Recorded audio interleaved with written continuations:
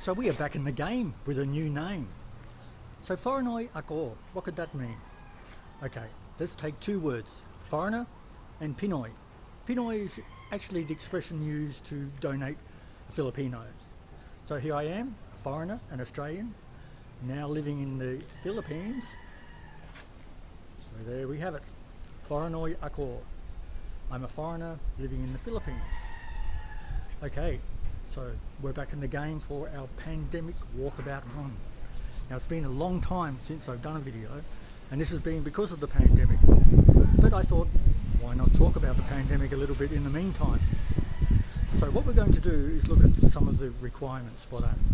To start with, we need 3 passes just to be able to walk around. It makes you look important, but you're not actually really important because everybody has to wear it, you know. So what we have here first is a barcode, and we use that to be able to scan, to be able to get into shopping centres and that sort of thing without having to write our name and address and all our details down every single time going through. Secondly, we have a council or a barangay pass. This is used to denote who, as head of the family, can go out during times of ECQ. That's the strictest lockdown.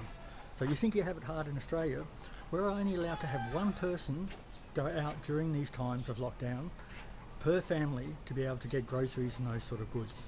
Luckily at the moment we are on MECQ, that is second level lockdown, so it's not quite as strict, which is the reason I can get out and about and have a little bit of a look around. Now the third one, vaccination card, with 2 vaccinations current. At this time, to be able to get in public transport, into grocery stores, shopping centres and that sort of thing, it's pretty much mandatory. Well, it will be law soon, I'm sure. They're trying to put it into law, and I'm sure even in Australia and most places this is going to be the case in the future. So unavoidable. So here I am, double vaccinated.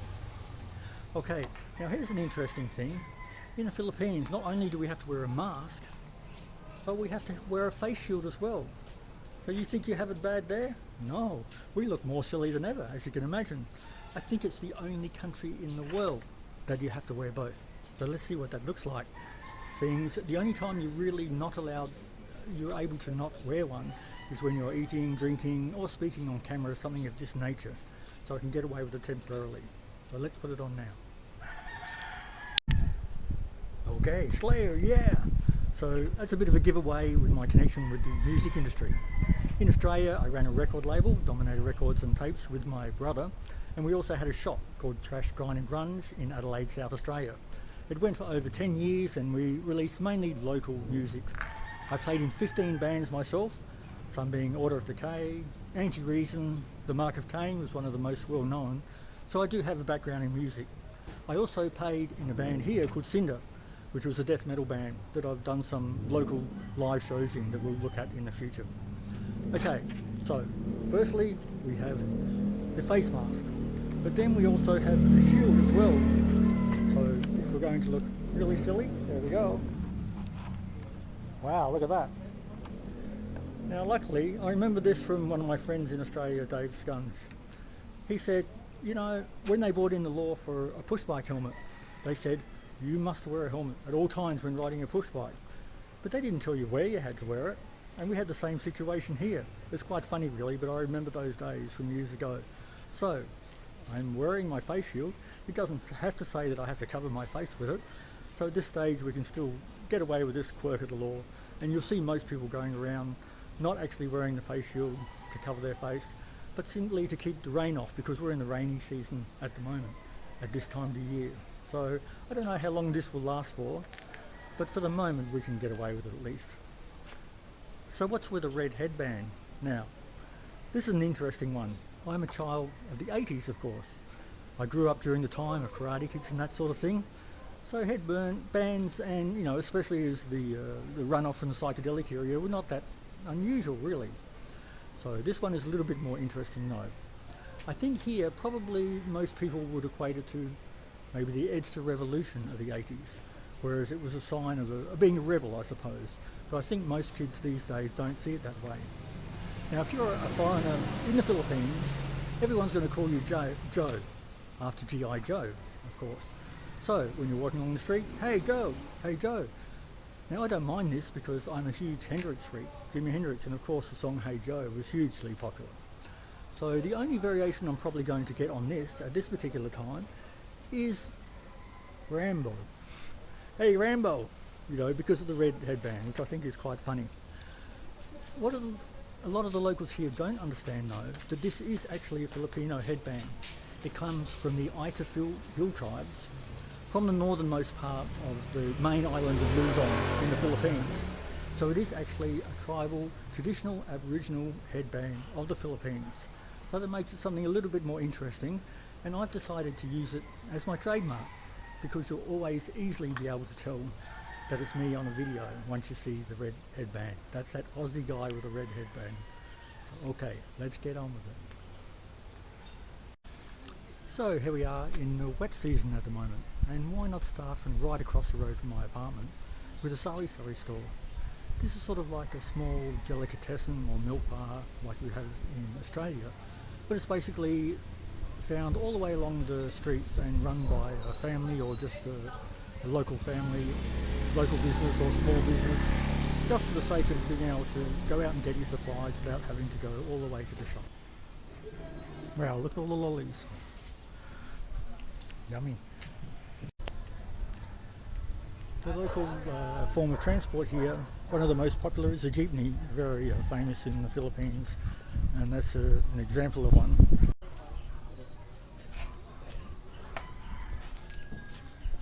Okay, we're going to walk down towards the river which goes across to the shops from there. As you can see, it's like a small laneway, so there's no access of cars or anything of that nature, but it's an easy way of getting through to the shopping centre in a very short period of time.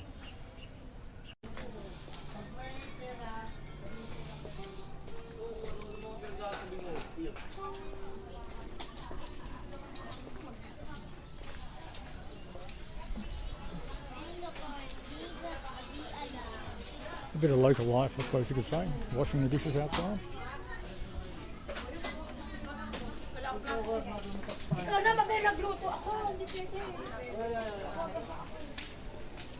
More sari along the way.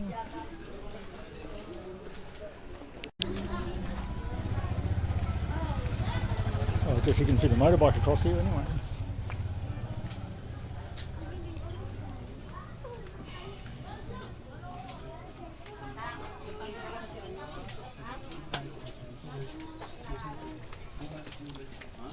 If you don't have an inside laundry, then why not have an outside one? More food for sale? Looks yummy.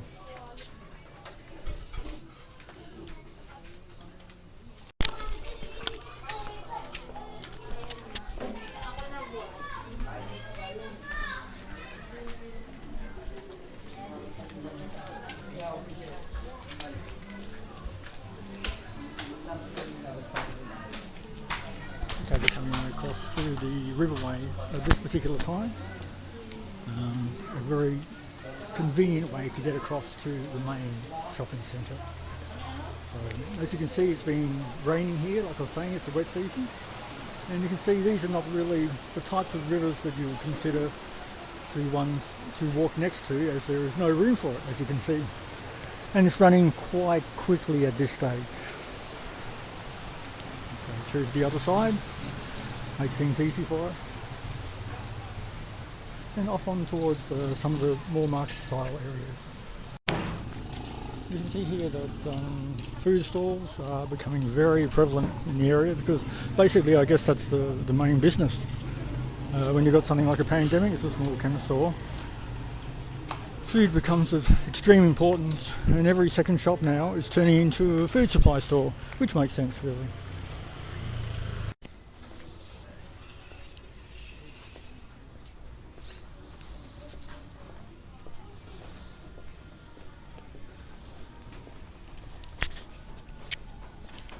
Now, interestingly, we're going across one of the local high schools coming up.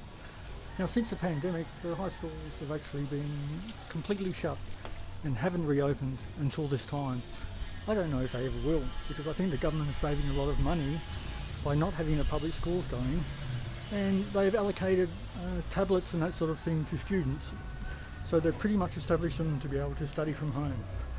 I guess it's a good thing, but it does mean that the social aspect of going to school and having friends and learning how to deal with people, that sort of thing, I wonder whether it's going to cause problems in the future. I don't know, or whether it'll be a good thing to not have to put up with those issues.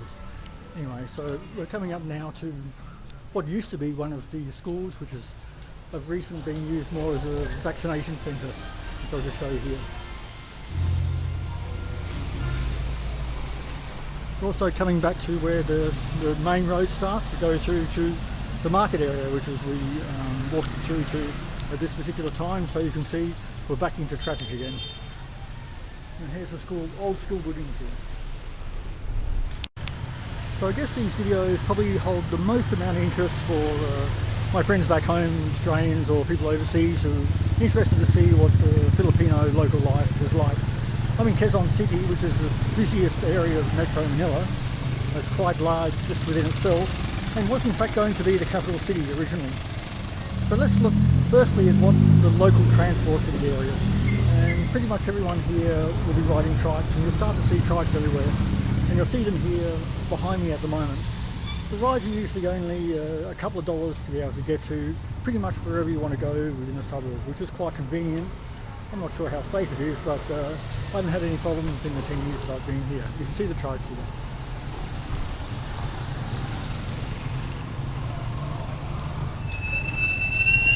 Starting to get a little bit more busy now as we head towards the market area, and we can see a number of trikes all heading down towards that way, probably taking people to get their local groceries, vegetables, fruits, meats and that sort of thing. Okay, one thing I find quite interesting too is the prevalence of condos going up in the Philippines. They're really pretty much going up everywhere. I suppose they're making use of the space available to get as many possible people as they can living in an area that's like near a shopping centre or something of this nature. So you can see the one here behind me, which is quite large. There's about 3 or 4 different towers right near the SM shopping centre, which would be something like a T3 Plaza or Westfield or something similar to that in Australia. That's the size of the shopping centre, times about 4 times the size, and with a couple of shopping centres connected to each other. They actually say that they can, in just one of the shopping centres alone, before the pandemic, there could be 250,000 people at any one time in the actual shopping centre, in just one of the 4 shopping centres. So if it gives you an idea of how busy they used to be at that time. Here's the condos anyway.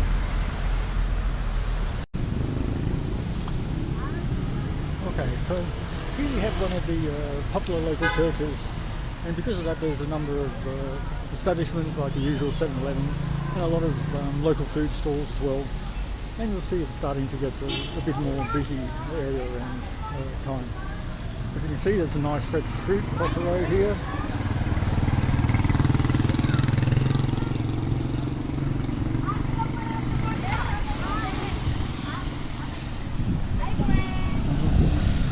Look.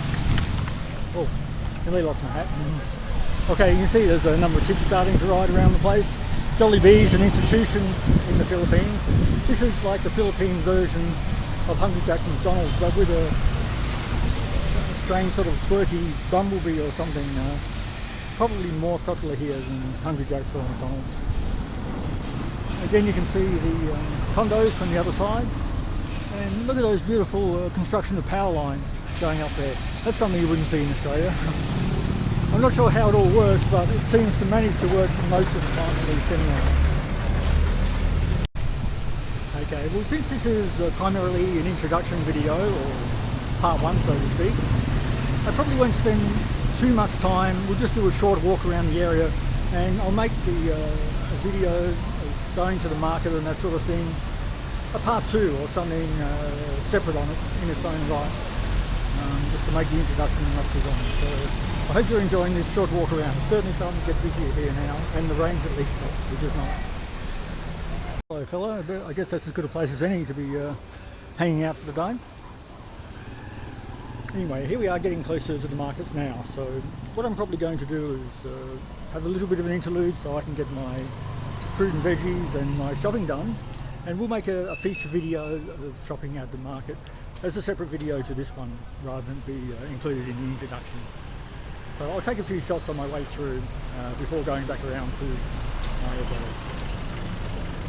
Down into some of the market areas now. You can see it's starting to get quite a bit more busy. It's interesting that at the moment there's not a lot of foreigners in the Philippines because they're not actually granting any tourist visas at this moment. So I hope you've enjoyed the opportunity to have a bit of a look at things during these times of pandemics, as opposed to the usual very busy times. It would usually be a lot more busy than this, although there's still quite a few people around, I must admit.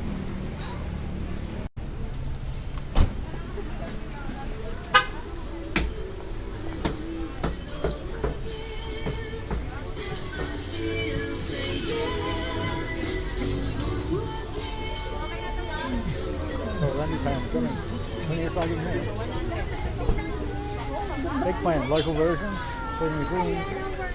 Request ng ating kabarangay na si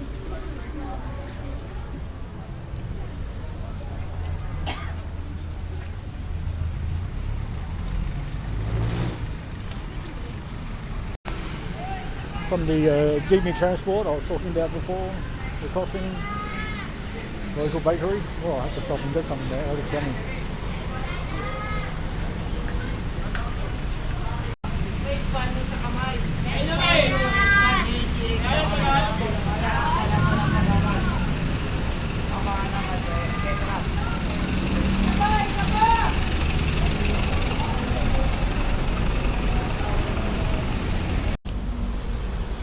Okay, well thanks guys and gals for accompanying me with my trip to the marketplace. I hope you've enjoyed seeing some of the local life, and I look forward to you joining me on some more videos in the future during this time of pandemic for a foreigner in the Philippines. Foreignoy ako.